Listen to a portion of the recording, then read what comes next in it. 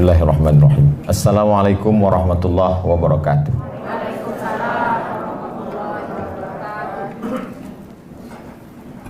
Anak raja pergi menyelam dengan perunggu. Sambutan salam.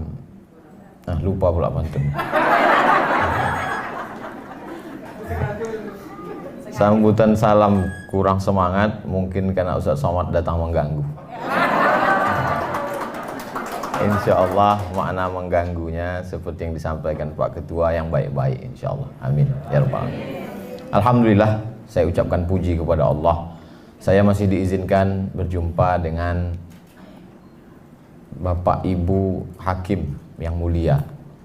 Saya menganjurkan supaya ustadz-ustadz penceramah sering-sering ceramah di depan hakim supaya nanti terbiasa di padang mahsyar. Tak dapat saya sebutkan satu persatu, Pak Ketua bil khusus, kemudian Pak Wakil, kemudian Panitra, kemudian semua pegawai. Kalau Pak Ketua tadi menyebut sampai yang kontrak, sampai yang honorer, sampai adik-adik mahasiswa yang magang, disebutkan semua. Yang besar tak dihimbau gelar, yang kecil tak disebut nama. Insya Allah kita semua dimuliakan Allah Subhanahu wa Ta'ala. Amin ya rabbal alamin. Setiap majelis kalau tak disebut solawat, maka majelis itu menjadi antanajifah, majelis bangkai. Maka majelis kita ingin menjadi majelis mulia. Allahumma salli ala Sayyidina Muhammad wa ala ali Sayyidina Muhammad. Tausiah dalam rangka pembinaan mental keluarga besar Pengadilan Tinggi Agama Pekanbaru dan Pengadilan Agama sewilayah hukum Pengadilan Tinggi Agama Pekanbaru. Jadi takut saya keluar dari yang sudah ditetapkan, kata kuncinya mental. Maka saya bukalah kamus lengkap bahasa Indonesia. Wama adrokama mental. Apa mental itu? Ternyata katanya di situ, kata kamus itu, mental itu adalah sesuatu yang tidak berkaitan dengan fisik dan tenaga, tapi dia terkait dengan batin dan tabiat manusia. Oh, kalau begitu dua, bukan fisik, bukan tenaga, tapi dia terkait dengan batin yang tak nampak. Alhamdulillah, yang diukur itu kalau saya mau masuk ke kantor pengadilan ini, yang diukur adalah fisik. Itu maka sebelum masuk tadi 2 kali kena tembak. Begitu keluar dari mobil 35, 36. Boleh masuk? Boleh. Andailah mental itu ada alat detektornya macam itu juga, mungkin tak masuk. Turun Abdul Somad, rupanya sudah ditemukan alatnya dan dipasang di kantor ini. Lalu begitu dipasang, lampu merah. Maka ini tidak layak untuk masuk wilayah bebas korupsi, WBK. Sebetulnya sakitnya tak seberapa, malunya. Apalagi itu bisa ditulis di mana-mana. Jadi yang membuat mental orang ini rusak, yang pertama, saya takut silap salah, jadi saya batasi dalam 6 poin. 1 poin itu saya bicara 10 menit kali 6, 600 ml. Itu untuk tausiahnya, setelah itu baru ada tanya jawab. Yang bisa saya jawab, yang tak bisa saya bawa balik pulang. Nanti saya jawab di rumah pakai video. Setelah itu baru di-upload di channel Ustadz Abdul Somad Official. Jangan lupa subscribe dan like and share serta komen. Jadi poin yang pertama yang merusak mental ini adalah mindset. Mind otak. Settingan, susunan. Jadi di sini memang sudah disetting. Ini laki-laki, ini perempuan, di sini letak kamera, di sini letak pembawa acara, di sini letak Pak Ketua, di sini penceramah. Ini settingan. Nah, ada settingan itu yang rusak, dan settingan itu berada di kepala kita. Maka disebut dia dengan mindset. Mind, otak, settingan, susunan otaknya itu salah. Kalau bahasa orang di pasaran, kenapa dia begitu? Melintang otaknya. Sungsang otaknya. Mohon maaf, mungkin kasar. Tapi memang begitulah yang terjadi. Main otak, settingan, susunannya. Ada juga yang mengartikan mindset ini lain. Main otak, setan. Mindset otak setan. Kalau bicara dengan dia yang baik-baik 5 menit pertama aja. Masuk ke 6, setan udah mulai bekerja. Na'udzubillah. Jadi mindset itu orang sudah mengkotakkan, menempatkan Abdul Somad sebagai ustadz terkenal. Ini meniru bahasa Pak Ketua tadi, katanya bukan kaleng-kaleng. Jadi karena dia ustadz terkenal, tampil di TV, sudah begitu di mindset jamaah, maka kalau mengundang dia, yang pertama mesti ditanya honornya berapa. Yang kedua, hotel bintang.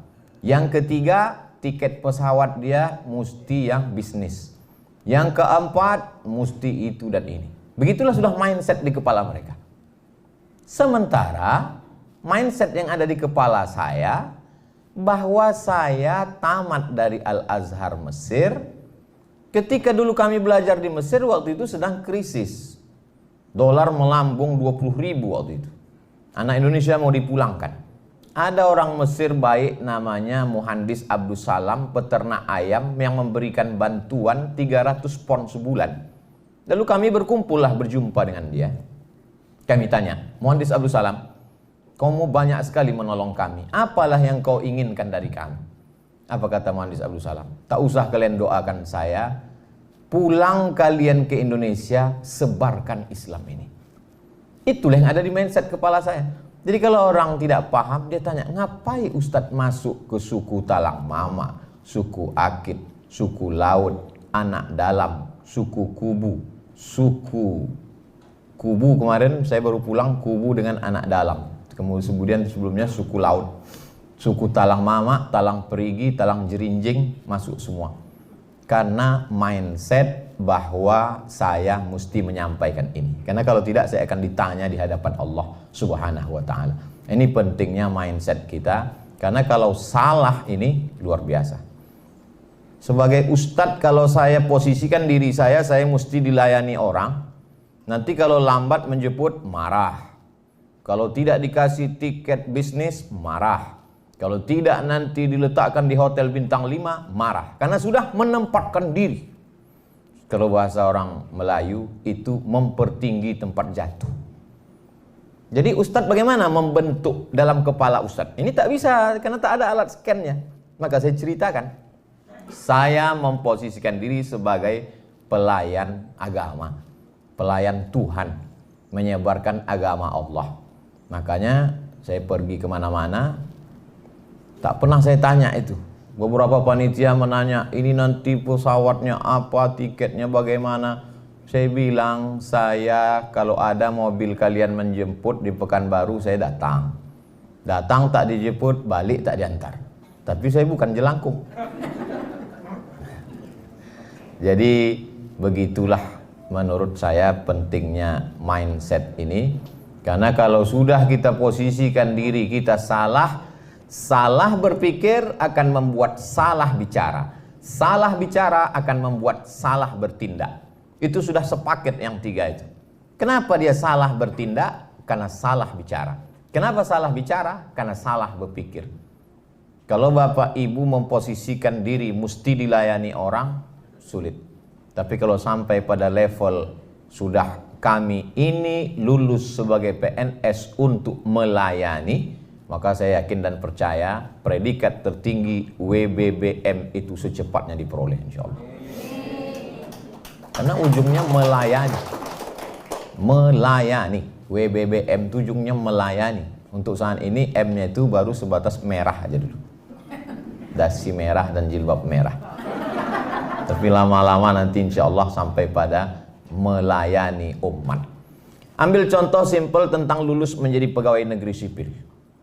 Yang satu menganggap lulusnya dia sebagai PNS itu adalah amanah, tanggung jawab. Kalau dia pegawai Pemprov, salah dia sekali, berarti dia akan dihisap di akhirat dituntut oleh 6,7 juta penduduk Riau.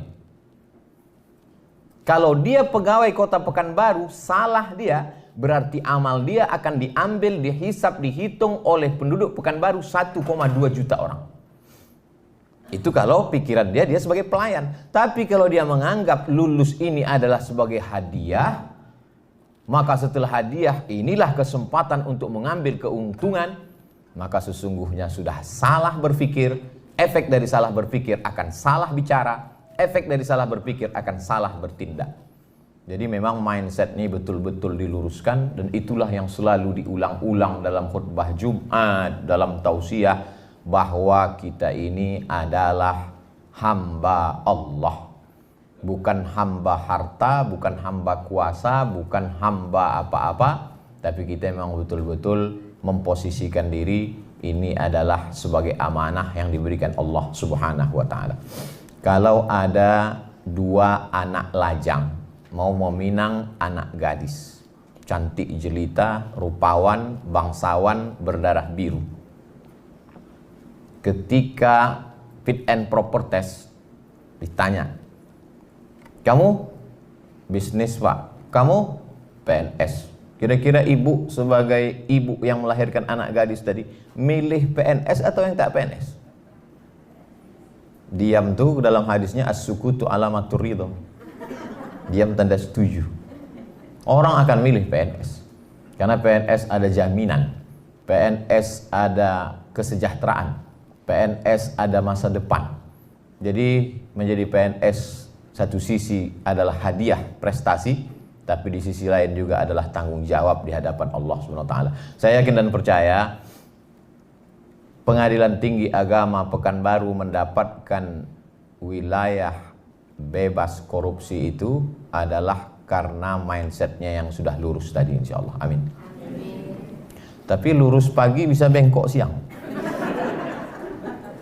Itulah makanya kita selalu diajarkan untuk istiqomah, karena godaannya yang luar biasa. Itu poin yang pertama. Berarti sudah habis 10 menit. Sekarang masuk poin yang kedua. Yang membuat orang itu menjadi rusak mentalnya adalah dia menggantungkan diri kepada benda. Kalau saya naik mobil ini, saya akan dihormati orang.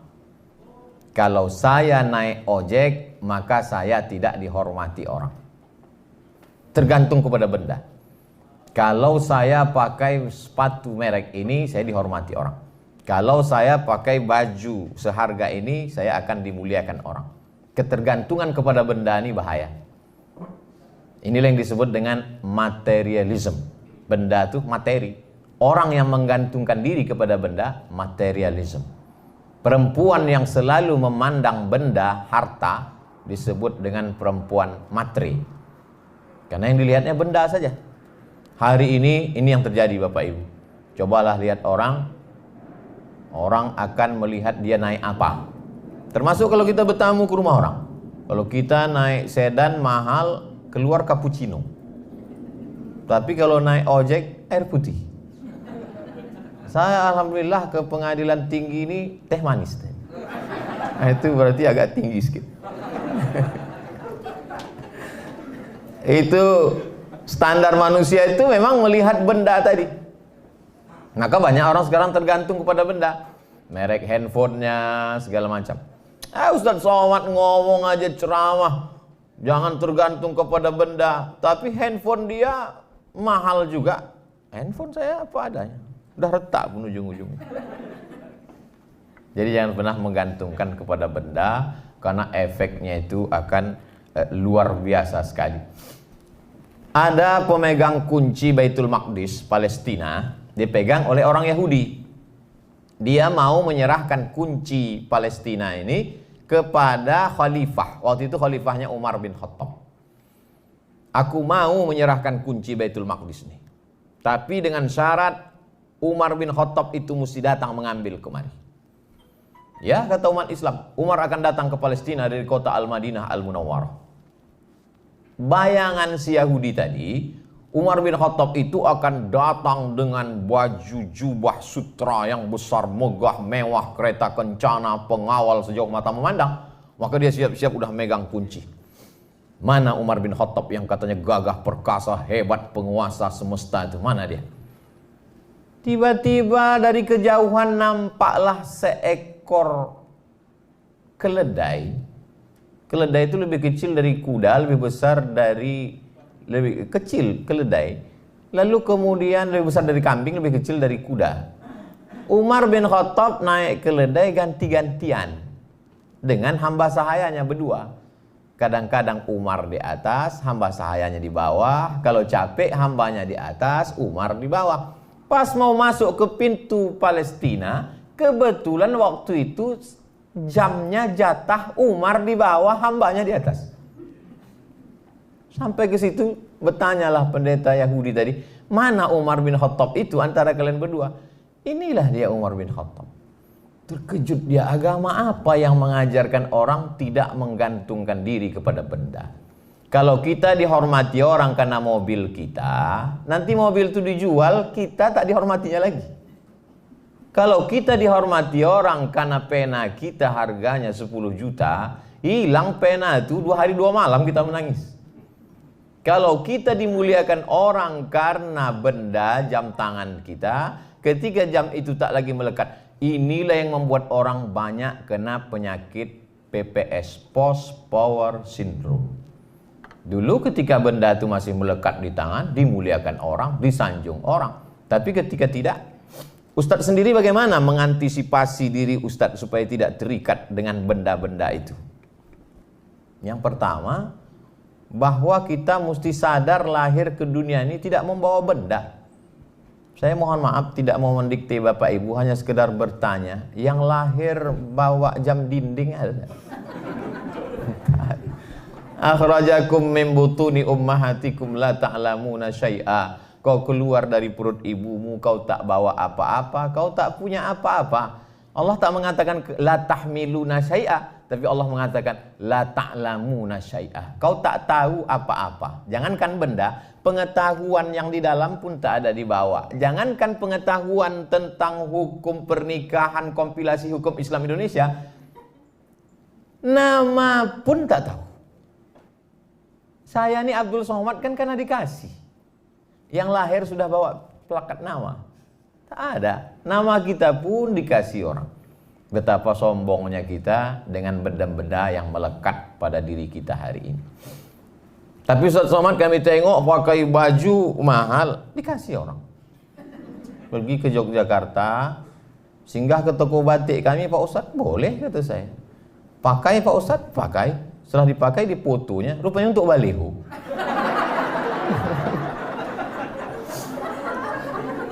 Pergi ke Jambi, jumpa Bupati Tanjung Jabung Timur. Kemarin, alhamdulillah Pak Ustaz, sekarang tak sanggup lagi penjahit-penjahit kami di kabupaten itu untuk mencetak batik-batik ini. Dulu tak laku Ustaz. Setelah kami pajang foto Ustaz baliho besar-besar, tak sanggup penjahit itu lagi, sekarang permintaan banyak. Alhamdulillah kata saya senang Pak Bupati. Tapi ada yang mau kami sampaikan Pak Ustaz. Apa tuh Pak? Royalti belum bisa lagi Pak Ustaz. Kalau kita terikat dengan benda, pergilah saya ke mall SK. Sampai di atas saya tengoklah harga baju 500.000. Oh, mahal ini. Turun saya ke lantai bawah, diskon 100 katanya. Saya beli yang 100. Saya beli 5 biji. Saya pakai. Dipuji orang, bagus ya katanya. Di situ saya paham bahwa bukan bajunya, tapi yang memakainya.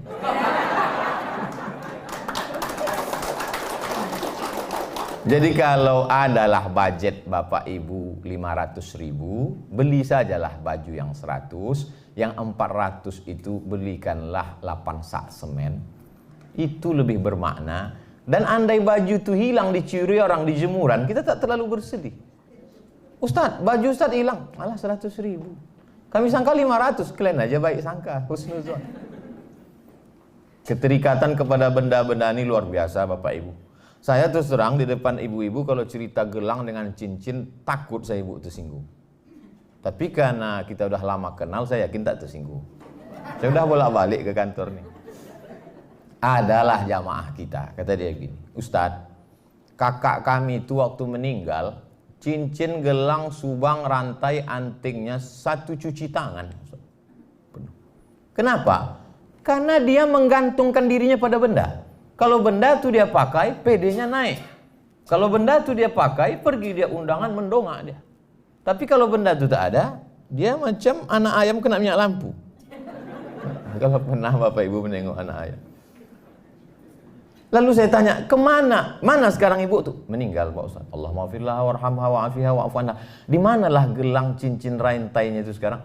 Habis dibawa lakinya Pak Ustaz.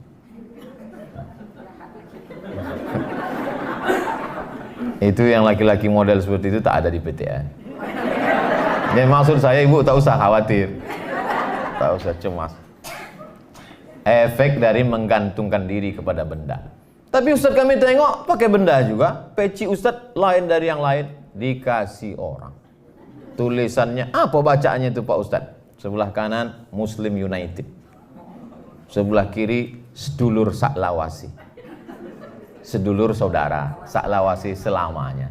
Kenapa bahasa Jawa? Orang Jogja ngasih. Cincin Pak Ustaz dikasih orang juga. Tengoknya saya batu. Saya kumpul-kumpulkan batu tuh hampir 200. Takut pula saya jadi penyembah batu. Bapak Ibu yang dimuliakan Allah Subhanahu wa taala, jangan terikat kepada benda karena keterikatan pada benda ini bahaya, merusak integritas dan ketika kita mati dia tinggal semua. Tinggal. Maka beberapa cincin itu saya lelang. Daripada saya bawa mati bagus saya lelang. Kami jual lah cincin batu rubi di Hotel Madani Medan depan Istana Maimun.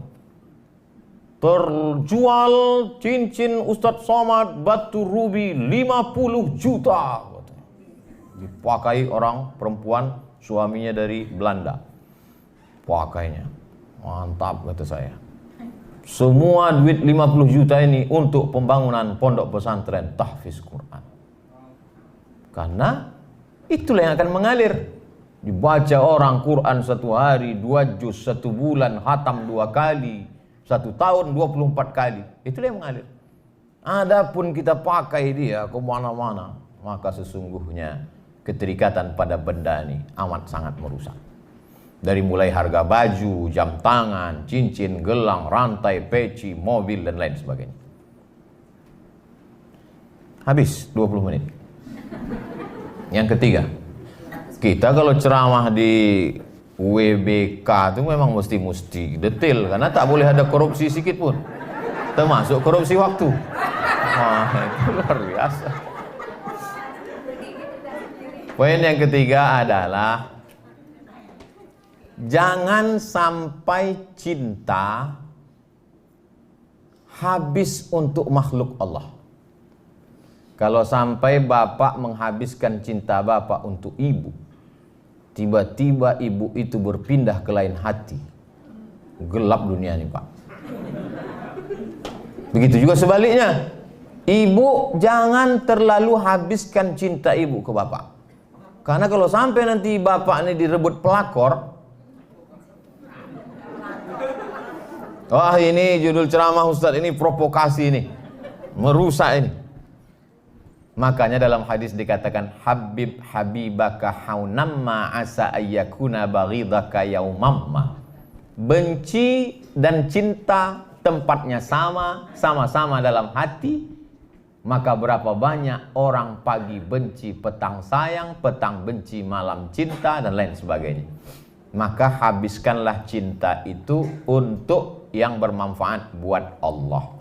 Kenapa ibu cinta ke bapak? Karena dengan cinta ke bapak bermanfaat. Innama huwa jannatuki wa naruki. Nabi itu yang mengatakan, bukan Abdul Somad. Bu, kata Allah, innama huwa, bapak itu, jannatuki, bisa jadi surgamu, wa naruki, dia bisa jadi neraka. Jadi ibu cinta ke bapak, kenapa? Karena Allah. Cinta ibu sama bapak. So sweet Pak Ustaz.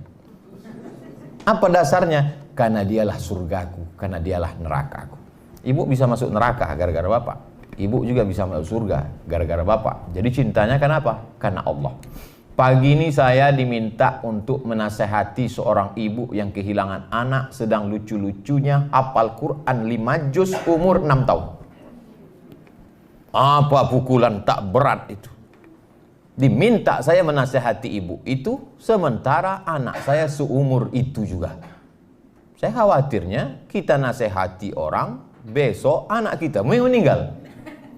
Kadang ustaz-ustaz cash and carry ujian itu datang. Maka saya nasihati, ibu sayang kepada dia, tapi ada yang lebih sayang daripada ibu. Allah lebih sayang. Ibu sayang kepada dia, tapi sayang ibu hanya di depan mata. Ketika dia pergi sayang ibu. Allah tak pernah luput kasih sayangnya dengan dia. Allah sudah menuliskan bahwa dia meninggal khamsin alfasanah qabla an yakhluqas samawati wal ardh. Sebelum Allah menciptakan langit dan bumi, 50.000 tahun sebelumnya, hadis sahih Muslim, Allah sudah menetapkan bahwa dia meninggal. Ibu sabar, maka ada amal yang lebih besar daripada jihad mati fisabilillah. Ada amal yang lebih hebat daripada membangun masjid. Ada amal yang lebih dahsyat daripada tawaf, sa'i dan umrah. Amal ini tidak perlu keluar duit, tak perlu keluar keringat, tak perlu keluar tenaga. Diam saja. Apa nama amalnya? Sabar.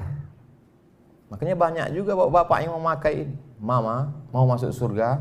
Mau pak? Sabar menghadapi papa. Ada amal yang luar biasa, tidak keluar duit, tak keluar darah, tak keluar tenaga, tak keluar keringat, hanya duduk saja. Sabar menerima ketetapan Allah Subhanahu wa ta'ala. Jadi memang cinta kepada anak itu yang membuat orang rusak integritas.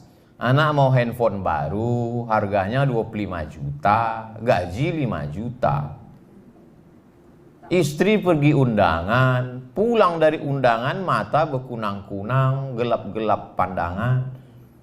Makan kambing tadi tidak, sop kambing tidak, gulai kambing tidak. Kenapa begini? Nampak tadi di tempat undangan tuh orang gelangnya besar betul.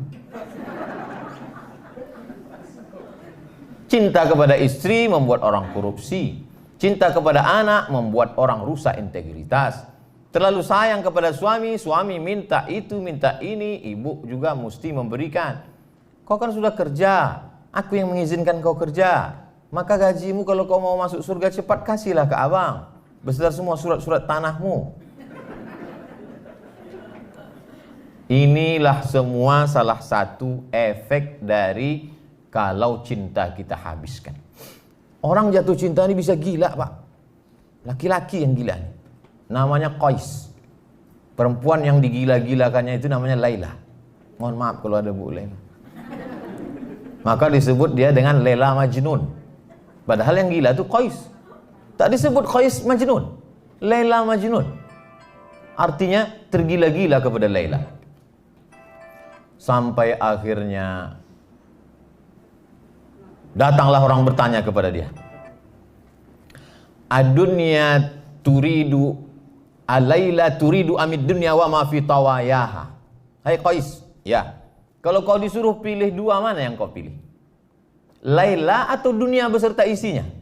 Ada dua pilihan ini. Ada dunia, ada Laila. Mana yang kau pilih? Dijawablah Qais. Lahubaru ni'aliha ahabbu ilayya wa ashfa li balwaha, kata Qais. Debu yang menempel di selop sandal Laila lebih kucinta daripada dunia beserta isinya. Ini bisa bapak pakai untuk ibu nanti. Bang, mana yang abang pilih antara dunia atau adinda? Kata bapak, debu yang menempel di sandalmu lebih menyembuhkan luka hatiku daripada dunia beserta isinya. Apa kata ibu itu menjawab? Itu kan ceramah Ustaz Somad. Dia tak tahu habis paket ibu itu gara Ustaz. Bapak Ibu yang dimuliakan Allah Subhanahu wa ta'ala. Jadi kalau cinta kepada Laila sampai bisa membuat gila, itulah yang membuat orang gila jabatan, gila cari duit, gila habis semuanya hanya untuk cinta kepada manusia, kepada anak, kepada makhluk, kepada yang lain-lain. Mau berangkat haji 20 tahun. Kalau mau berangkat cepat ONH Plus. ONH Plus paling murah 100 juta. Yang mau dibangkatkan ini orang tua. Karena cinta kepada orang tua, orang bisa masuk neraka. Makanya disebut berbuat baiklah kamu wa anfiqu min thayyibat, yang baik-baik saja. Berapa banyak orang di Indonesia untuk menyenangkan hati orang tuanya dia korupsi. Ya Allah, aku tahu korupsi ini haram, tapi untuk menghajikan emakku ya Allah. Kata malaikat, saya enak otak kau aja, kata dia. Makanya dalam hadis itu udah dikunci, innallaha thayyibun, Allah tuh maha suci, la yaqbalu illa thayyiban. Dia tidak menerima kecuali yang suci-suci saja. Yang tak suci tak diterima Allah. Kau sedang apa tuh? Mencuci. Mencuci itu baik, tapi ternyata airnya air kencing. Mana bisa mencuci pakai air kencing? Mencuci mesti pakai air mutlak, air suci, tahir. Berwuduk dengan air tahir mutahhir, suci dan mensucikan. Kalau tidak, maka tak diterima. Saya mohon maaf juga kepada Bu Suci kalau ada yang menonton. Habis 30 menit. Poin yang keempat. Poin yang keempat, kalau kita mau jaga integritas ini adalah bahwa semua yang kita makan itu akan menjadi darah daging. Gaji, pendapatan. Ustaz Somad, yang kami keluarkan zakat ini apakah gaji saja Pak Ustadz? Semua saya bilang. SPPD, uang sipak, uang tunjang, uang sundul, uang tanduk. Total semua dapat 10 juta, 2,5%, 250 juta. 1 juta 25 ribu, 1 juta 25 ribu, 10 juta 250 ribu. Dapat 100 juta, 2 juta setengah. Dapat 1 miliar, 25 juta. Semangkok nasi lemak. Saya tak setuju kalau nasi lemak Pak Ustaz. Oke, ketupek gulai paku. Tak usah kita permasalahkan masalah ini. Lalu kemudian semangkok bakso dibeli dari duit haram, disuap dengan doa Allahumma barik lana fima razaqtana wa qina azabannar. Berubah dia ayyuma lahmin, setiap daging di badan, nabata min haramin, dia tumbuh dari yang haram, fannaru aulabih, tempatnya api neraka. Turun Abdul Somad dari Masjid An-Nur, tegak di bawah, di atas timbangan. Timbangan duduk. Jamaah-jamaah silakan naik. Wah, tentu Ustadz duluan. Ustadz tuh selalu terdepan. Pas giliran undangan makan, Ustadz dulu. Pas timbangan, Ustadz dulu. Begitu juga waktu saya masuk ke rumah sakit umum Arifin Ahmad, masuk ke ruang ICU, saya dulu dipakaikan mereka baju. Masuk. Bapak tak masuk, kami di luar aja Pak Ustadz. Begitu saya keluar, saya tanya, kenapa saya aja masuk? Disitulah penyakit menular tuh Pak Ustadz. Sampai hati jamaah.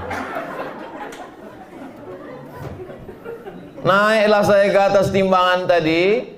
Rupanya di atas timbangan itu ada 10 knot. Diletakkan kaki jari-jari ini, langsung keluar ada datanya. Kolesterol, gula darah. Canggih timbangan ini. Bisa dibacanya tapak kaki kita. Lama saya termenung, Bu, Pak. Terpikir saya, andai nanti di akhirat ada juga timbangan model macam itu naik, setelah itu keluar tulisan print outnya. Abdul Somad, berat kau 50 kilo, yang halal 10 saja.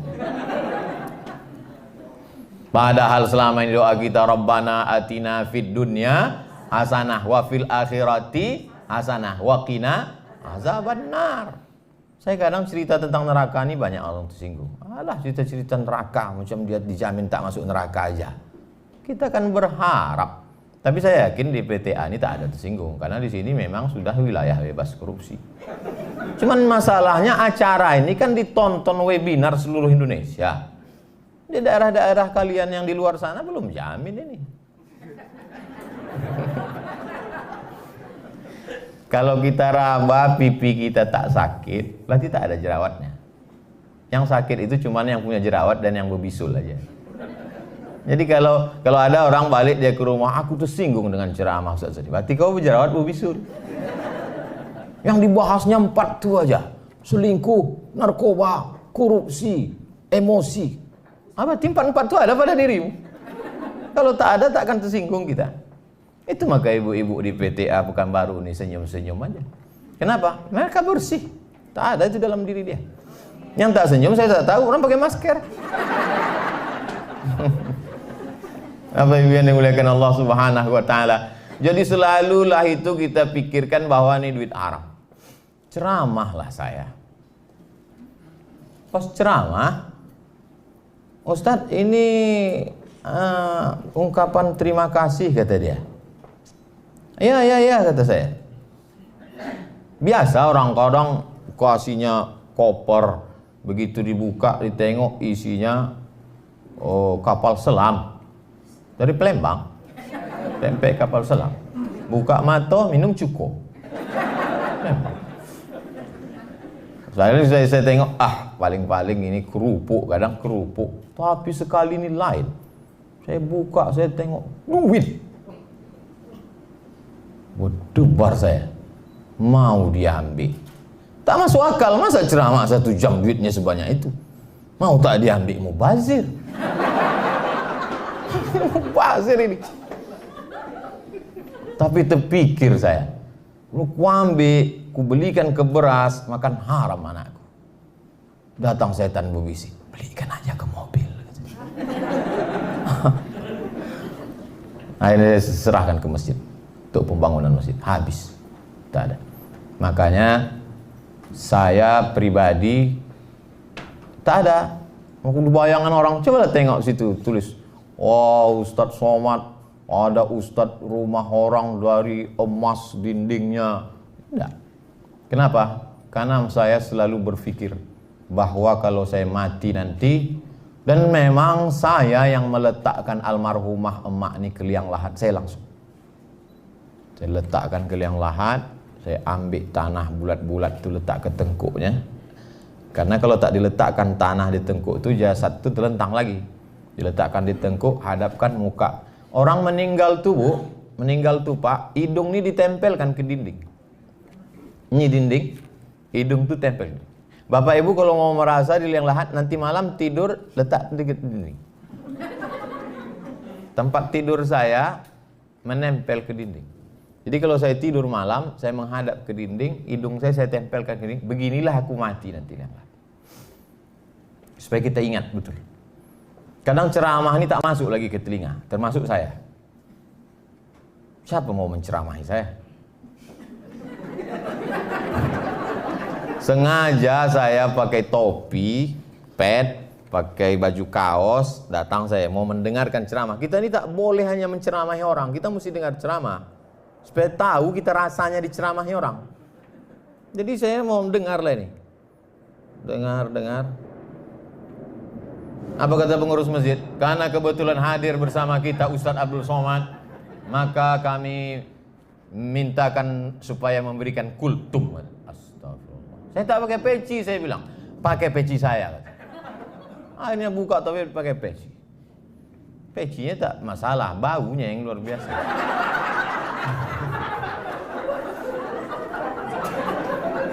Jadi saya, yang menasehati saya itu adalah, nah itulah. Makanya saya usahakan dalam sebulan itu paling tidak sekali mengantar jenazah ke kubur. Karena itu lagi yang bisa menasehati. Orang di rumah makan tuh Bu, Pak, banyak yang tak selera makan. Kenapa? Itu tiap hari dia tengok. Tanyalah orang rumah makan.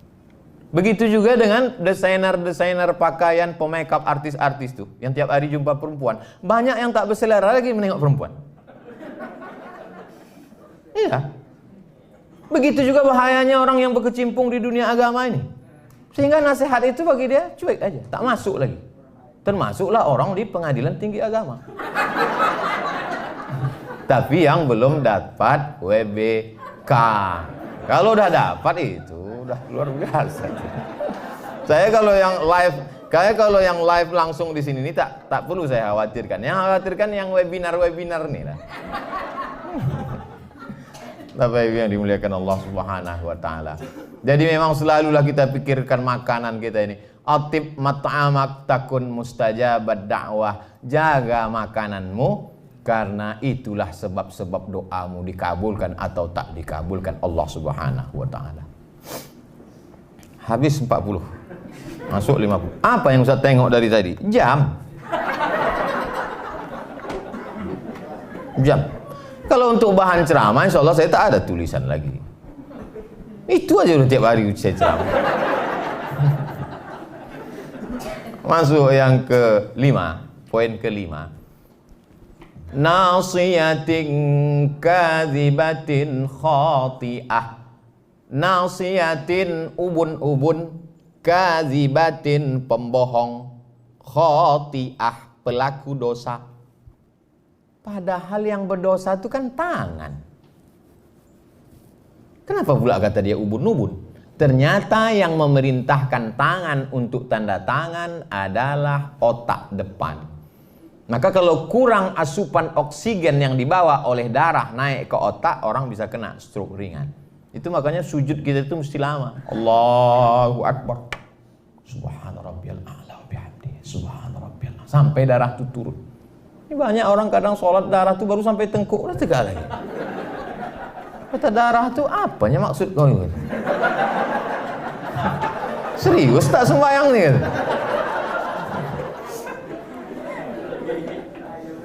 Itu maka Bapak Ibu sehat-sehat, segar-segar. Padahal tugas di PTA ini berat. Kenapa? Karena sujudnya sempurna. Subhana rabbiyal a'la wa bihamdihi. Banyak orang sujud itu macam stempel pos. Tuh, mentang-mentang tempat kerja dia pakai martil, cepat dia buat.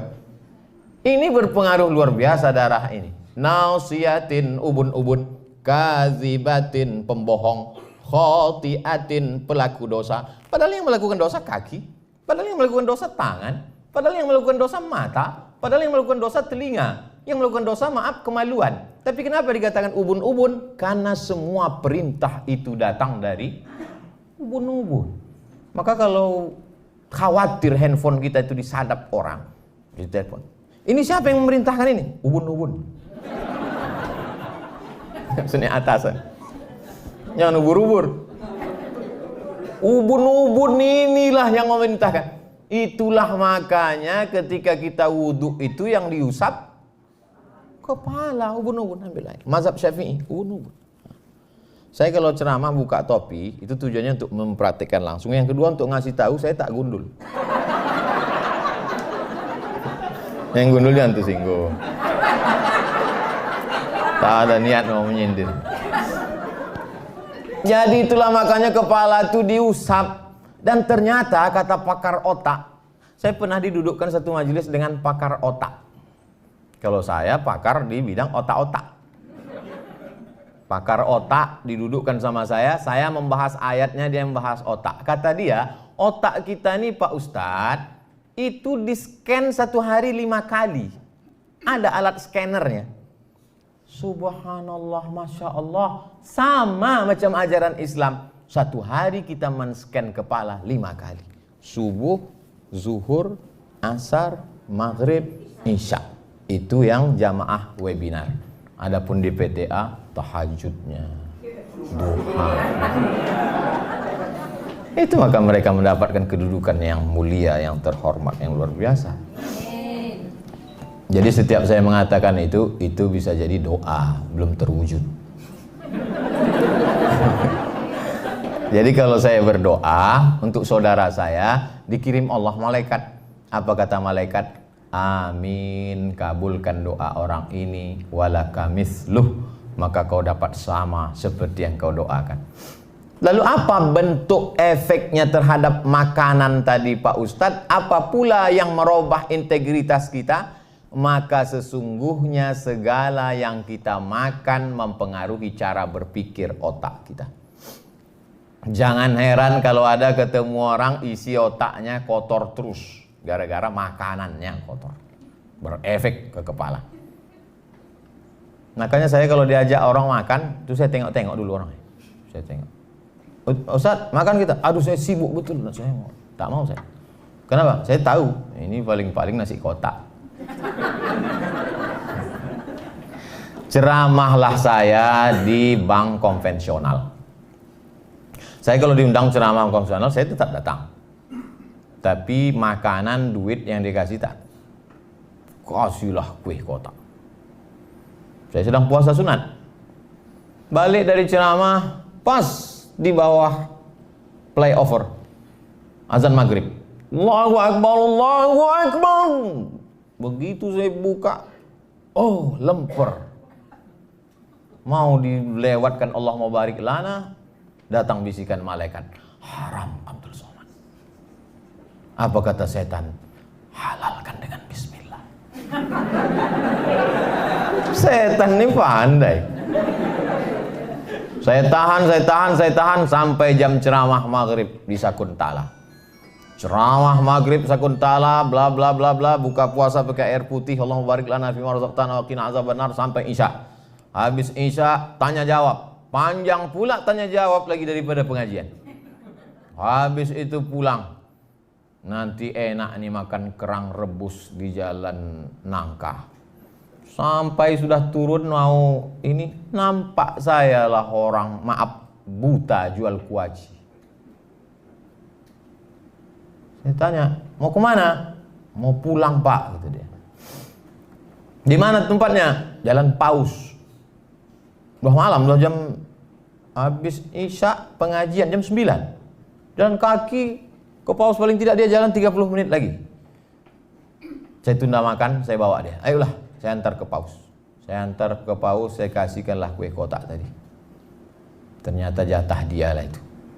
Berarti Ustaz kasih dia makan haram? Enggak. Karena itu tuh kepentingan umum, orang susah. Adapun untuk kita mengambil manfaat di situ maka tak boleh. Makanya kalau ada duit-duit haram, serahkanlah ke masalih ammah yang dinikmati. Jadi maksud Ustaz boleh kami ambil uang haram? Mana tahu dah tak tertolak lagi. Ada kadang-kadang kondisi kita begitu.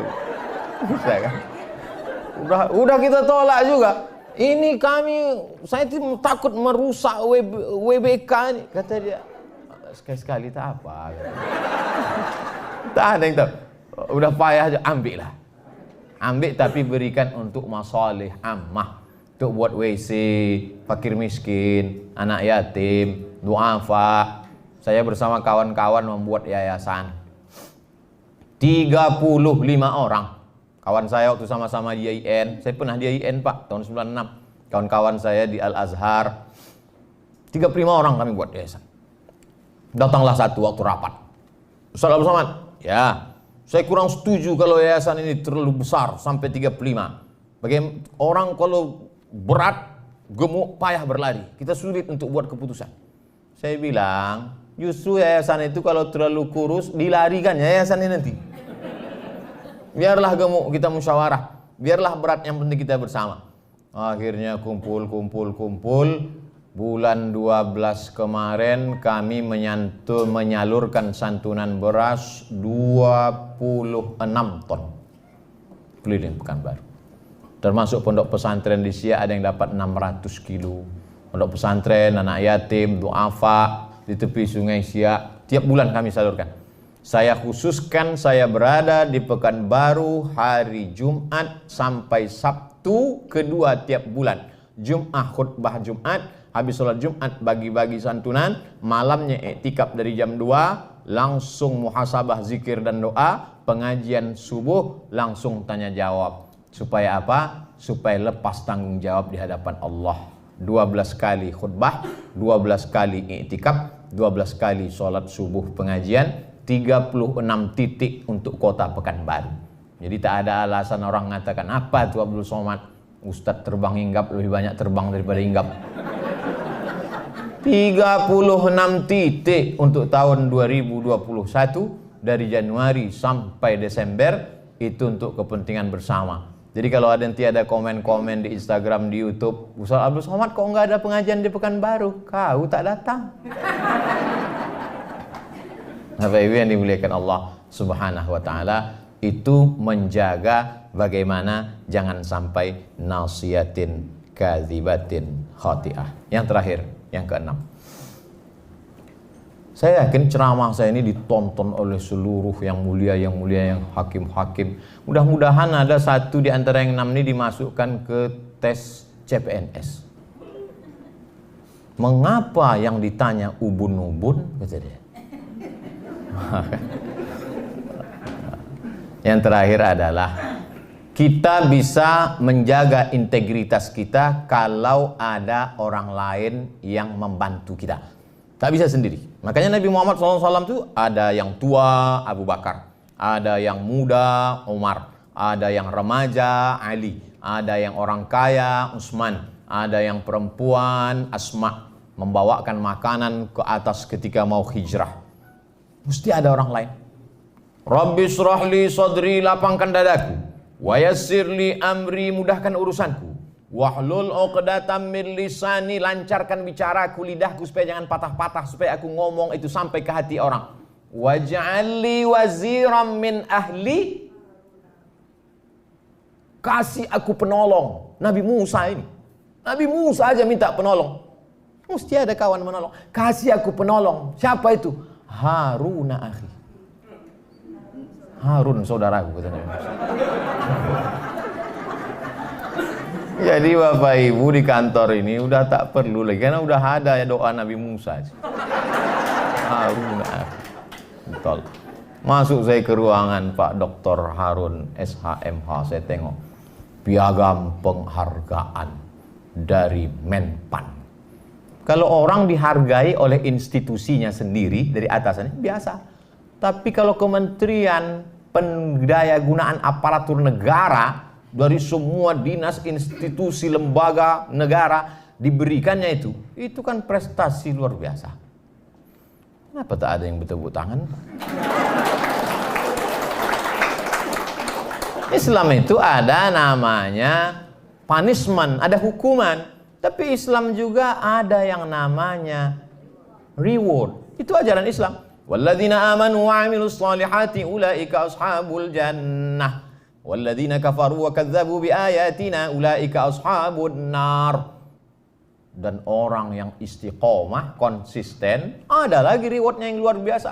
Alladzina qalu rabbuna Allah, orang yang berkata Rabbku Allah, tsumastaqamu, istiqomah dia, konsisten dia, tidak jatuh dia, justru naik ke atas dari WBK menjadi WBBM, maka Allah berikan tempat yang paling tinggi. Idza sa'altumullaha fas'aluhul firdaus. Kalau kau minta berdoa kepada Allah, mintalah surga yang paling tinggi, surga jannatul. Sama macam kita jualan barang, berapa kita tawarkan harga? 100. Ditawar Allah 90, kita masih untung. Maka minta surga itu minta firdaus. Ini kadang ada orang doa, ya Allah masukkan aku surga, kaki limanya pun jadilah. Sikit lagi itu ke neraka. Kita minta yang tertinggi itu, tapi syaratnya tentu istiqomah. Dan kita bisa istiqomah kalau berjamaah. Itu 3 itu mesti sepaket. Hijrah, setelah hijrah istiqomah, setelah istiqomah husnul khatimah. Kenapa orang tidak husnul khatimah? Karena tidak berjamaah. Kenapa orang tidak berjamaah? Kenapa orang tidak istiqomah? Karena tidak berjamaah dan tidak hijrah. Maka saya selalu ada sahabat UAS, sahabat-sahabat saya. Saya kelola nih sahabat-sahabat ini. Ke UIN, IAIN waktu itu namanya IAIN Pekanbaru, UIN IAIN Suska. 96 saya masuk, tak selesai, setahun kuliah pindah ke Mesir. Kelola. Di Mesir pulang ada angkatan. Kelola. Aliyah juga begitu. Kelas 3 Aliyah Nurul Falah Air Molek Indragiri Hulu Riau. Ada alumni. Maka saya masuk di alumni ini. Kelas 3 di Nurul Falah Air Molek. Kelas 2 di Muallimin Al-Wasliyah. Kelas 1 di Pesantren Darul Arafah. Sekarang 3 sekolah ini mengakui saya alumninya. Tahun lalu saya ceramah bulan Februari di UKM, University Kebangsaan Malaysia. Diundang saya ceramah. Saya waktu itu cemas juga di situ. Karena dulu saya sempat di UKM itu 2 semester. Dan seingat saya, harga 1 semester Rp1.800. Saya baru bayar setengah. Jangan-jangan ini diundang, ini mau mereka tagih. Di depan profesor-profesor, datanglah seorang profesor mengatakan, ada definisi baru tentang alumni, katanya. Alumni, gitu. Bahwa sesiapa sahaja yang belajar selama 4 hari, pokoknya saya masuk lah.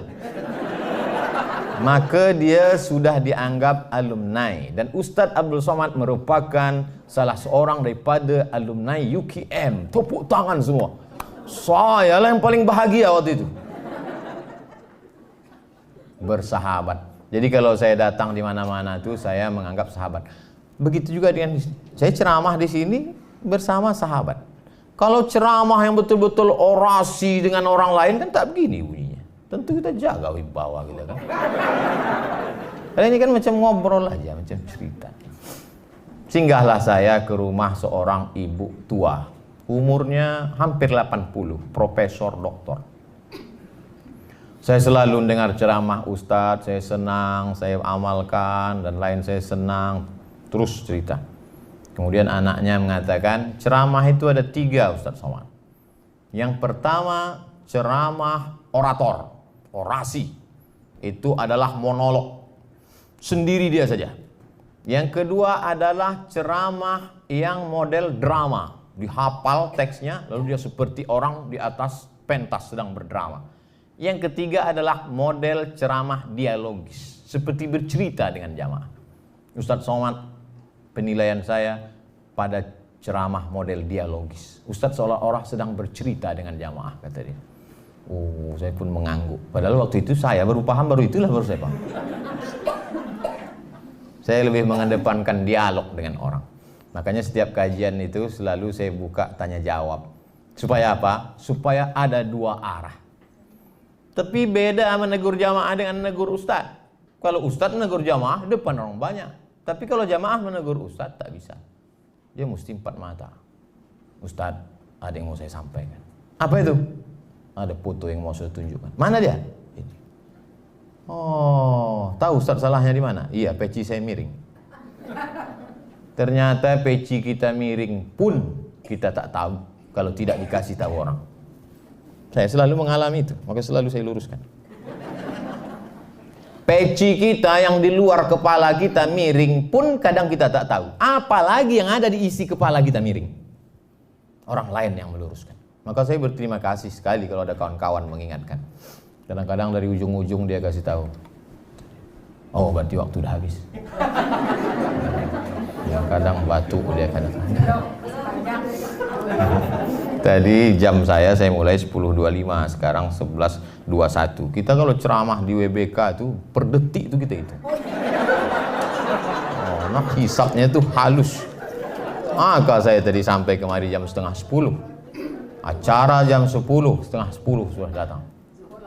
Saya dulu waktu baru pulang, Pak, pulang dari Mesir. Dulu kami ketika belajar di Maroko, tempat saya belajar namanya Darul Hadis. Itu kalau kita jalan di belakang dosen, duluan dosen itu masuk kelas, dikuncinya. Yang di belakang dia tak boleh masuk. Maka begitu pulang saya jadi dosen di UIN, saya terapkan itu. Masuk saya kunci. Saya aja sendiri di dalam.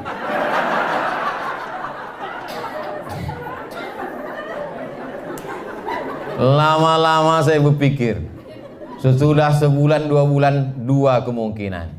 Kalau aku tak bisa merubah mereka, aku yang berubah ikut macam mereka. Akhirnya setiap jadwal jam 8:15 saya datang. Karena kalau saya datang jam 8, tak ada orang. Sudah begitu.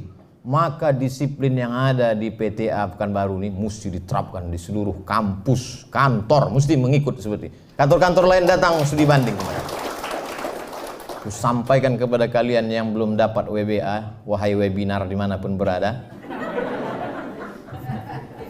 maka datang kemari bagaimana supaya bisa dapat. Tapi yang sudah WBK tadi pula, jangan sampai hanya puas sampai di WBK, mesti ada peningkatan. Kalau masalah prestasi kita mesti lihat. Kalau dalam masalah ibadah kita mesti lihat ke atas. Tapi kalau masalah dunia, berapa banyak orang naik mobil mewah harga 2 miliar mengeluh kata dia Tuhan tidak adil. Kenapa? Karena kepalanya melihat ke atas temannya yang naik pesawat pribadi. Tak ada harga mobil. Ini yang naik pesawat. Saya waktu naik pesawat pribadi itu Pak, dijemput ke Pekanbaru. Dipoto, di-share. Wah, maaf pun komen. Hebat ya kata dia. Wah, Dia tak tahu awak naik sampan ke Talang Mawar. Begitulah kalau kita ini selalu mendongak ke atas. Tapi kalau memandang ke bawah, datang syukur kita. Orang tidak akan sampai pada derajat syukur kalau dia tidak pernah mau melihat nikmat Allah Subhanahu wa taala kepada seluruh berbagai macam jenis model manusia. Saya termasuk orang yang susah menangis. Banyak orang menangis, sikit-sikit menangis, sikit-sikit menangis. Saya susah. Makanya pernah saya disuruh membimbing i'tikaf. I'tikaf itu kan mesti menangis malam. Udah saya muhasabah, ya Allah, begitu banyak, tak ada menangis. 10 menit udah tak ada menangis. Lama-lama menangis saya, kenapa orang ini tak bisa menangis? Ya Allah, kenapalah orang ini tak menangis? Akhirnya menangis juga orang. Saya cuma susah menangis. Tapi ada masanya saya ceramah di Panam. Itu memang dari mulai masjid itu sampai pulang tak berhenti tangis. Maaf, beribu maaf. Putus dua tangannya. Putus. Tapi doanya lama. Pas di depan saya dia sholat. Hancur hati saya menengok. Kenapa tangan dia putus tapi doanya panjang? Tanganku lengkap berdoa di, bahkan tak berdoa lagi. Kanan kiri pur ke kantin. Jadi kadang memang kita ini kurang bersyukur. Efek dari kurang bersyukur itu kita tidak menganggap bahwa hidup ini nikmat. Kita tak menganggap ini nikmat. Makanya kalau ada jamaah mengatakan, Ustaz enggak capek naik pesawat ke Surabaya, habis itu ke Jakarta, habis itu ke Medan, habis itu ke Makassar. Selalu tuh banyak jamaah yang komen gitu, Ustaz enggak capek? Dalam hati saya, kan cuma duduk di pesawat. Dulu ke Pasir Pangarayan 4 jam. Ke Bagan Siapi-api 7 jam. Ke Tembilahan 7 jam. Belum lagi jembatannya. Cuman tak saya sebutkan itu. Kalau saya biar nampak bergaya sedikit kan. Jadi apa yang dilihat orang suatu kesulitan itu belum ada apa-apanya dibandingkan perjuangan kita dulu. Saya selalu mengingat-ingat itu. Saya selalu mengenang-enang itu supaya saya bersyukur kepada Allah. Saya tulis itu. Ada buku diari yang selalu saya baca. Saya tulis. 2009 sampai ke Pekanbaru, pembagian jadwal ceramah. Asar jam 4 ku survei tempatnya. Masuk jalan Garuda Sakti, ujung belok kiri, habis aspal, jalan tanah, lampu 5 watt. Nah disitulah jadwal. Supaya datang syukur kita kepada Allah SWT. Foto pun begitu. Foto itu saya simpan. Foto saat-saat susah, saat-saat sulit. Supaya kita bersyukur kepada Allah Subhanahu wa taala. Saya hari ini sedang berhadapan dengan orang-orang yang punya masa lalu, yang sehari ini diangkat Allah derajatnya, dan dia menjadi orang-orang yang bersyukur. Dengan bersyukur itulah Allah akan menambah nikmat iman Islam kita. Kita menjadi istiqomah dan mati dalam keadaan husnul khatimah. 11.27, korupsi 2 menit. Masya Allah. Saya kembalikan ke moderator, MC, host. Kalau ada pertanyaan saya jawab. Kalau tak ada pertanyaan kita berdoa. Falyatafaddal mashkura. Assalamualaikum warahmatullahi wabarakatuh. Waalaikumsalam warahmatullahi wabarakatuh. Para Ustaz bersama waktu dan sahabat sekalian yang saya cintai, suatu anugerah yang luar biasa ini dapat bertemu langsung dengan Pak Ustaz. Saya tidak spesifik menanyakan materi tadi, memang sudah sangat menentu. Insya Allah akan kita coba berdomani dalam perjalanan ke depan. Sedang dalam konteks yang makro nih Pak, di dunia dakwah, betapa banyak mubalik-mubalik kita berguguran dalam tanda kutip oleh karena pola-pola dakwah yang terlalu frontal. Di sinilah letak kekhususannya Ustaz Abdul Somad. tegas, keras tapi tidak kasar. Nah, bagaimana kira-kira ke depan? Sehingga banyak kader-kader potensial layu sebelum kembang. Padahal menciptakan orang sekelas itu lama waktunya. Kita sedih sekali. Nah, termasuk juga fenomena terakhir ini, ustadz-ustadz kita seperti yang disampaikan Pak Ketua ini jadi target. Kita kurang cerdas, kadang-kadang kurang lihai. Padahal Rasulullah itu kan di samping berakidah juga bersiasat. Ada contoh kecil yang kita sama-sama paham di malam hijrah itu contohnya kisahnya kisah sederhana sekali. Di malam hijrah itu Ali disuruh tidur di tempat tidurnya. Ada sekedar itu, tapi luar biasa pesan itu. Jangan main hentam promo yang mudah dipatahkan orang. Belum apa-apa sudah terbaca gerak kita. Orang lain apa yang tidak direncanakan untuk menghancurkan Islam, tapi tak terdeteksi oleh kita. Ini perlu juga. Dan saya bangga Bapak mempunyai yayasan tadi 35 kader yang berkumpul di sana. Mudah-mudahan Bapak bagilah fitnya bagaimana dakwah kita ke depan lebih nyaman, aman, bersahabat, humanis, tapi tegas dan keras, tidak kasar gitu. Tapi kalau kita dipancing oleh orang lalu kita terjebak, ada di kitab Bezani aja yang dipasang orang kita terjebak.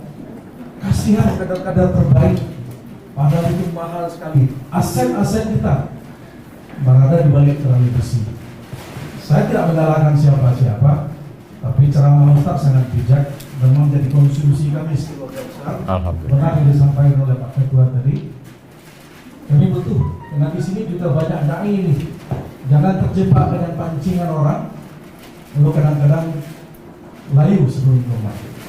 Terima kasih Ustaz, cuma itu dan kami doakan warga PTA dan seluruh jajarannya.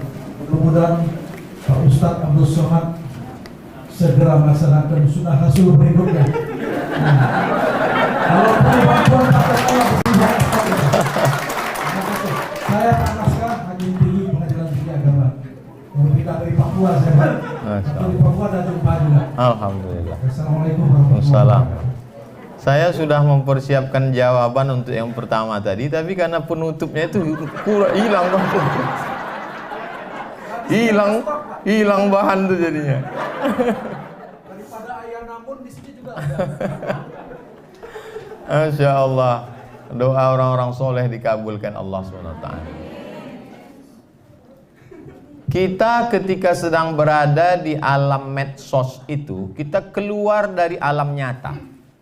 Bapak Ibu mau tak mau, suka tak suka, coba rasakan dengan perasaan ketika masuk ke dalam alam Instagram, komen di YouTube, di Facebook, itu seolah-olah kita sedang berada di dalam alam yang tersendiri.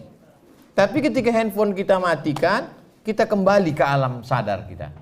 Jadi banyak kita yang terpicu, terpukau, tersihir dengan medsos, lalu kemudian keluarlah sumpah serapah antah berantahnya, dan jejak digital amat sangat kejam. Memang saya selamat itu karena pertolongan Allah, karena doa-doa orang-orang soleh, doa-doa termasuk Bapak Ibu, pemimpin-pemimpin yang adil. Tapi juga tidak terlepas dari ikhtiar kita sebagai ahlu sunnah wal jamaah. Di antaranya saya tidak pernah menyebut nama, tidak pernah menyebut partai. Hanya menyebut sifat, hanya menyebut tabiat. Nah, itu maka sulit orang untuk tapi saya tak mau takbur, bisa jadi nanti keceplosan terlepas pula kan. Tapi salah satu usaha. Jadi insya Allah dai-dai muda kita ada di IKMI itu Pak, IKMI Pekanbaru 600 ustadznya, MDI 1000. Jadi MDI dan IKMI saya sudah 1600. Belum lagi IKADI, kemudian Muhammadiyah, Nahdlatul Ulama, belum lagi ustadz yang tidak terikat dengan organisasi. Maka bisa jadi ustadz di Pekanbaru 3000 ustadz dengan jumlah penduduk kota Pekanbaru 1.200.000. Jadi perlu memang pelatihan-pelatihan supaya selamat dari jeratan hukum, selamat dari UU ITE, selamat dari macam-macam. Tapi yang paling jelas kalau kita ambil sejarah Nabi Muhammad SAW, ketika tahun ke-6 Hijrah, Nabi pergi dari kota Madinah menuju Makkah. Waktu itu Abu Jahal, Abu Lahab masih berkuasa, Abu Sufyan. Lalu kemudian ketika Nabi akan masuk, mereka tidak kasih masuk. Berhentilah mereka di sebuah tempat namanya Hudaybiyah, 22 km dari pusat kota Makkah. Dibuatlah sebuah perjanjian tahun ke-6 yang dikenal dengan Sulhul Hudaybiyah, perjanjian Hudaybiyah. Lalu kemudian di situ ada tanda tangan Muhammad Rasulullah. Apa kata orang kafir musyrik? Kalau engkau Rasulullah, tak mungkin kami melawan engkau. Lalu kata Nabi kepada Ali, hai Ali, buang Rasulullah itu, ganti dengan Abdullah. Muhammad anak Abdullah, Muhammad adalah hamba Allah. Artinya apa? Ada strategi yang dijalankan oleh Nabi SAW. Tidak hantam kromo, bantai saja. Apa kata pesan Syekh Muhammad Al-Ghazali? Jangan memandang musuh dengan mata yang rabun. Sekarang banyak pejuang-pejuang matanya rabun. Kalau engkau melihat singa menampakkan giginya, jangan kau sangka dia sedang tersenyum. Itu bukan hadis, dapat saya di grup WhatsApp. Jadi memang mesti berhati-hati, antisipasi, mesti ada mengingat nasihat orang. Dan saya kalau ketemu dengan ulama, dengan kiai, dengan tuan guru, apa masukan-masukan untuk saya, ada kawan-kawan ceramah di advokat, pengacara, apa ya, mereka sampaikan semua. Tapi balik lagi kepada kalau kita sudah berusaha optimal, terjadi juga qadar Allah. Tapi kalau kita tidak ada usaha, maka sesungguhnya itu adalah hukum sebab dan akibat. Jadi pertanyaan Bapak sekaligus juga sebagai pengingat-pengingat untuk saya, supaya kita menjalani ini. Intinya hidup ini tidak pernah ada selesai as-sira' bainal haqqi wal batil, antara hak dan batil. Itu sudah sunnatullah. Ada Kabil, ada Habil, ada Musa, ada Fir'aun, ada Ibrahim, ada Namrus, ada Nabi Muhammad SAW, ada Abu Jahal, Abu Lahab. Bapak Ibu, kalau kebetulan ada teman yang kira-kira selalu mengganggu, katakan begitu. Aku sabar menghadapi engkau, karena memang sudah begitu dari dulu. Ada Kabil, ada Habil, ada Musa, ada Fir'aun, ada Namrus, ada Ibrahim, ada Nabi, ada Abu Lahab, ada aku, dan ada kau. Terima kasih, jazakumullah khairan.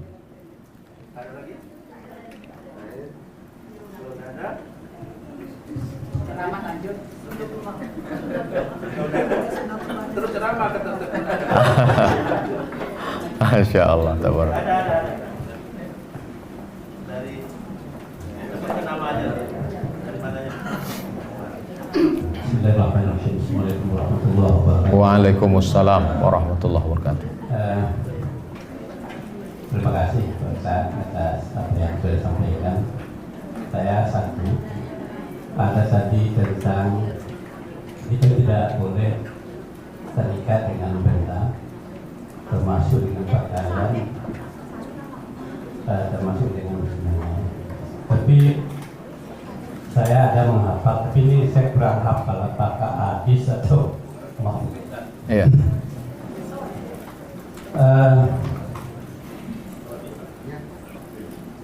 Luhusukum kiramukum qabla yurus, ulumukum kiramukum ba'da yurus. Di sini kaitannya adalah tentang kita harus menjaga wibawa pakaian, wibawa penampilan, supaya di situ ada kemuliaan. Mohon penjelasan Pak. Assalamualaikum warahmatullahi wabarakatuh. Waalaikumsalam warahmatullahi wabarakatuh. Libasukum kiramukum qablal julus. Pakaian kamu adalah kemuliaan kamu sebelum duduk. Andai saya datang ceramah ke PTA ini tadi, pakai celana jeans, pakai baju kaos, pakai helm, naik motor, saya parkir ke depan, saya masuk ke dalam, lalu saya sapa, Assalamualaikum guys. Kira-kira menurut fikih salahkah itu? Tak salah. Karena aurat minas surrati ila rukbah, dari pusat ke lutut tertutup. Tak salah. Tapi secara etika, karena Islam ini isinya 3. Yang pertama akidah, yang kedua fikih, hukum, halal haram. Yang ketiga adalah akhlak. Inilah yang diambil dari hadis Jibril, iman, Islam, dan ihsan. Saya kena pada pasal 3, pasal ihsan. Lalu kemudian tentang pakaian, ada seorang ulama besar di Alexandria, Iskandaria, 200 km dari Kairo, namanya Syekh Muhammad Abdul Ba'is, ahli hadis. Saya datang ke majelisnya, sorbannya bersih, ganteng, wajah, jubahnya 2 lapis, jubah di dalam putih, jubah di luar hitam, duduk dengan wibawanya. Libasukum kiramukum qablal julus. Pakaianmu adalah kemuliaanmu sebelum engkau duduk. Lalu kemudian ada seorang mahasiswa Indonesia bercerita bahwa suatu ketika istri Syekh Muhammad Abdul Ba'is sakit. Maka datanglah pelajar Indonesia ke rumah membantu mencucikan pakaian Syekh. Dia terkejut karena dilihatnya beberapa jubah Syekh itu koyak dan dijahit berkali-kali. Lalu kenapa yang dipakainya waktu berceramah itu pakaian yang bersih?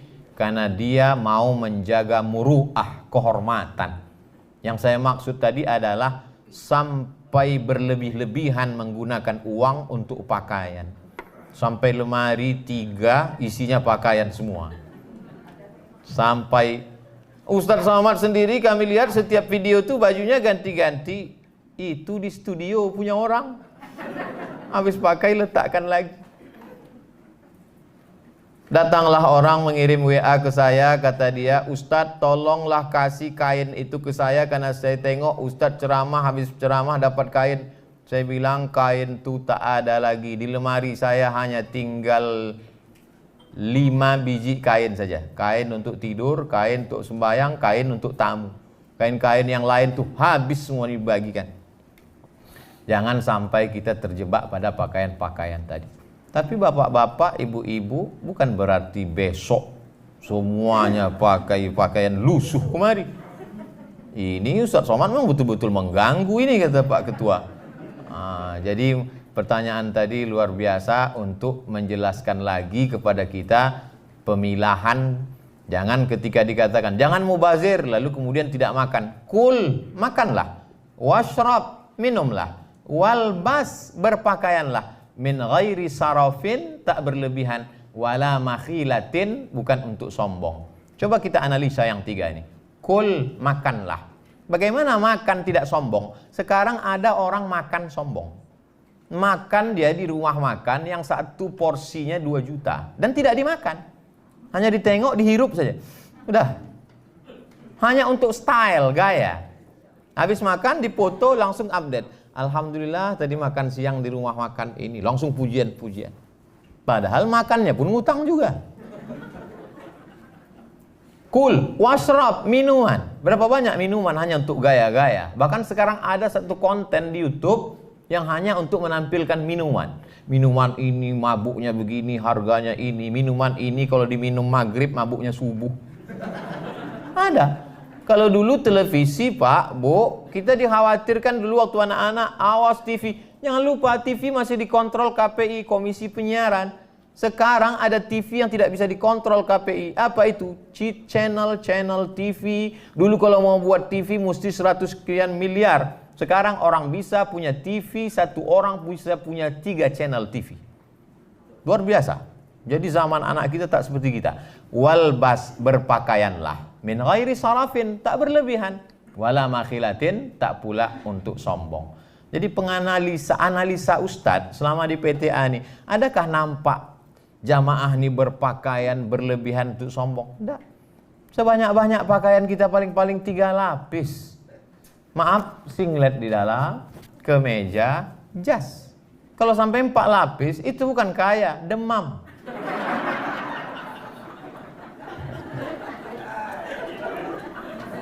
Ketika Bapak berpakaian bersih, rapi, maka sesungguhnya Bapak bukan sedang menjaga diri Bapak, tapi Bapak sedang menjaga korps, menjaga PTA, menjaga wibawa. Makanya kalau saya ceramah, saya pakai pakaian yang bagus, topi yang bagus, yang kira-kira orang. Tapi kalau saya sedang tidak ceramah, saya pakai sandal jepit, saya pakai celana training, saya pakai baju biasa, makan saya di pinggir-pinggir jalan. Saya dengar orang tuh berbisik, mirip Ustaz Somad gitu. Saya nyetir sendiri, saya jalan sendiri. Karena saat itu saya sedang tidak membawa ayat, saya tidak sedang menjaga wibawa saya. Karena yang saya jaga ini bukan Abdul Somadnya. Yang saya jaga ini bahwa saya membawa isi ceramah saya itu. Nah, jadi kalau bisa kita pahami itu, maka kita berpakaian tetap sama macam ibu. Oke, jilbab merah sehingga semua menengok merah mata orang. Semangat. Pakai das, pakai jas. Wallahu a'lam bishawab. Libasukum kiramukum qablal julus adalah kata-kata hikmah. Baik disampaikan, tapi tak kita nisbatkan ke Nabi sallallahu alaihi wasallam. Wallahu a'lam bishawab. Ini Pak Ustadz yang saya tanyakan, sebagai seorang istri yang bekerja setiap hari, apakah wajib mencium tangan suami setiap pergi kerja?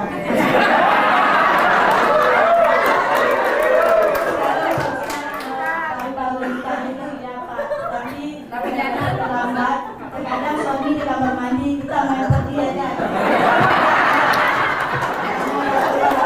Jangan lupa Pak Ustadz. Masya Allah. Betul. Dan berapa lama saya nak mengancur dengan Pak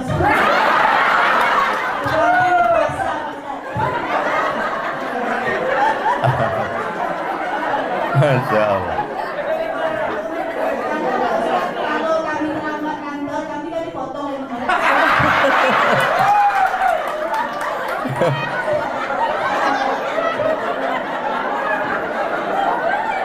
Masya Allah.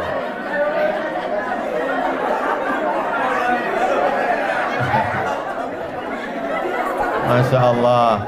Pertanyaan dari Ibu Wirdatul Jannah. Wirdah, wardah artinya bunga mawar. Jannah itu surga. Bunga mawarnya surga. Jadi laki-laki di Pekanbaru ini yang belum masuk surga tapi sudah dapat bunga mawar surga, suami ibu. Jadi kalau kita lihat ayat yang dibacakan disuruh kuah baca, wa'ashiruhunna bil ma'ruf. Tidak disebut wa'ashiruhunna bil hasan, wa'ashiruhunna bit tayyib, wa'ashiruhunna bil khair. Tapi disebutnya wa'ashiruhunna bil ma'ruf. Ma'ruf diambil dari kata urf. Urf artinya tradisi. Bagaimana menghormati orang menurut tradisi di daerah itu, begitulah. Jadi saya ceramah di Kalimantan, turun dari airport dikasih mereka golok panjang. Saya tak tanya, saya pegang aja, saya tak tanya. Masa kita profesor bertanya kan? Nampak betul bodoh kita kan? Saya pegang aja. Lalu di depan tuh ada dua orang membawa tebu hitam. Lalu dia kasih tahu, Ustadz, potong tebu ini sekali mesti putus. Kecil lah, kita banyak menebas diri oh. Saya potong. Lalu kemudian saya pergi ke Sumatera Barat, disambut yang punya rumah makan sederhana, disambut dengan tari-tarian. Sebelum itu mereka datang membawa sirih, bawanya tepak. Saya duluan, saya ambil satu sirih itu, saya masukkan. Pedasnya minta ampun.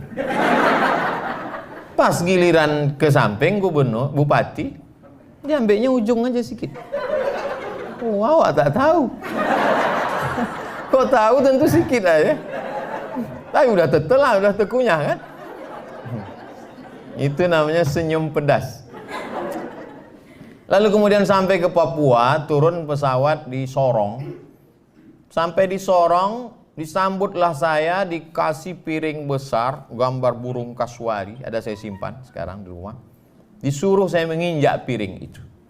Dari potong tebu di Kalimantan, tarian di Sumatera dengan makan daun sirih, menginjak piring besar, substansinya sama. Apa itu? Begitulah menurut local wisdom, kebijaksanaan lokal untuk memuliakan tamu. Cuman caranya. Nah, hampir kesepakatan seluruh dunia bahwa mencium tangan itu adalah bentuk penghormatan. Jadi ketika ibu dulu mencium tangannya, maka sekarang juga cium. Karena ketika ibu berubah, maka hatinya juga akan mengalami perubahan untuk menerima respon itu. Ketika tak dicium, dalam hatinya, mentang-mentang aku udah lisut gitu.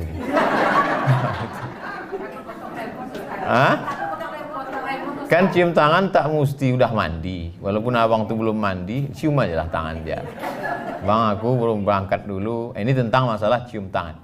Hampir sepakat semua suku di Indonesia bahwa mencium tangan itu adalah salah satu bentuk kemuliaan. Tak boleh mencium tangan orang karena jabatannya. Adapun mencium tangan karena kemuliaannya, karena ilmunya. Suami dicium karena dia pemimpin. Ar-rijalu qawwamuna 'alan nisa. Dia pemimpin. Ulama begitu juga. Lalu kemudian tentang masalah sarapan. Saya tak mau ceramah ini dibenturkan dengan remon. Nah, kalau kita berangkat kerja jam setengah, masuk wajib jam 7. Setengah 8. Jam 8. Oh, tak ada alasan untuk tak masak sarapan. Azan subuh di Pekanbaru jam 5 lewat sekian. Habis itu dia bisa masak.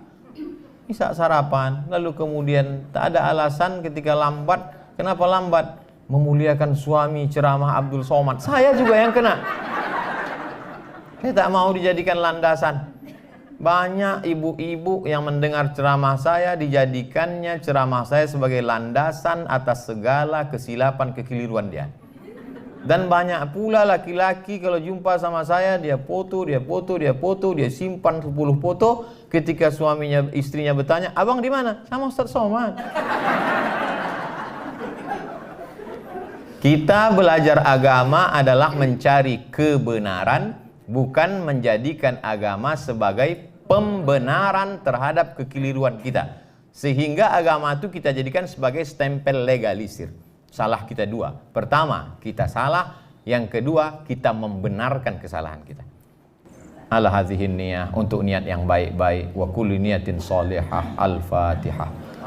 A'udzu billahi minasy syaithanir rajim. Bismillahirrahmanirrahim. Alhamdulillahi rabbil alamin arrahmanir rahim maliki yaumiddin iyyaka na'budu wa iyyaka nasta'in.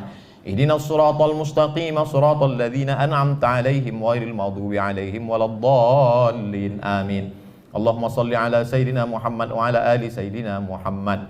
Allahumma inna natawassalu ilaika bi sirril Fatihah. Kami mohon kepada Engkau ya Allah dengan kemuliaan surat Al-Fatihah, dengan kemuliaan Nabi Muhammad SAW, antaqdi hajatina, tunaikan segala hajat-hajat kami ya Allah. Wa tuzassir umurana, mudahkan segala urusan kami ya Allah. Umurad dunya wal akhirah, urusan dunia maupun urusan akhirat. Allah mahfazna an kulli su' wa syar, jaga diri kami, hati kami, pikiran kami dari segala perbuatan maksiat. Ya muqallibal qulub, Engkau yang membolak-balikkan hati. Sabbit qulubana, kokohkan hati kami ala dinik, dalam agamamu, wa ala ta'atik, dalam ketaatan kepadamu. Allahumma dzakkirna minhu ma nasina, ketika hati kami lalai, maka ingatkanlah dengan menzikir mengingatmu ya Allah. Rabbana hablana minas salihin, jadikan anak kami anak-anak yang soleh dan solehah. Wahfazhum min kulli su' wa syar, jaga anak-anak kami dari segala perbuatan maksiat. Allahumma ja'al hadzal balada baladan aminan mutmainnan ya'tihi rizquhu min kulli makan. Jadikan negara kesatuan Republik Indonesia negeri yang aman, damai, terbuka pintu rezeki dari segala penjuru. Allahumma dafa'an al-ghala wal waba wal fahsya wal riba wal zina wal munkar. Selamatkan negeri ini dari malapetaka, bencana, riba, zina, narkoba, bil khusus wabah COVID-19 ini ya Allah. Pemimpin-pemimpin kami, tawil umurahum, berkahi usianya, sahih ajsadahum, sehatkan badannya, wafiqhum lima tuhibbuhu wa tardah, tanamkan dalam hati mereka ridhamu, sehingga mereka beramal hanya mencari ridhamu semata ya Allah. Allahumma akrimna wa la tuhinna, muliakan kami dengan iman dan Islam, jangan hinakan kami dengan kekafiran dan kemunafikan.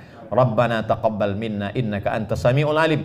Terima amal kami hari ini sehingga dapat kami bawa sebagai bekal menghadapmu nanti ya Allah. Allahumma khtim lana bi husnil khatimah wa la takhtim alaina bi su'il khatimah. Allahumma ja'al akhira kalamina inda intihai ajalina. Akhir kalam kami ketika ajal kami sampai, jadikanlah yang terakhir kami ucapkan la ilaha illallah Muhammadur Rasulullah sallallahu alaihi wasallam. Rabbana atina fid dunya hasanah wa fil akhirati hasanah wa qina adzabannar. Wa sallallahu ala sayyidina wa maulana wa syafi'ina wa dzukhrina Muhammad wa ala alihi wa sahbihi wasallam walhamdulillahi rabbil alamin. Selama lebih kurang 1 jam setengah 90 menit kita bersama, banyaklah tutur kata saya tak berkenan di hati, menyinggung perasaan Bapak Ibu, Pak Ketua, Pak Wakil beserta seluruh yang hadir. Saya Abdul Somad, hamba Allah yang fakir, banyak silap salah, memohon maaf. Menangkap ikan puyuh di Bukit Selasih, thank you dan terima kasih. Assalamualaikum warahmatullahi wabarakatuh.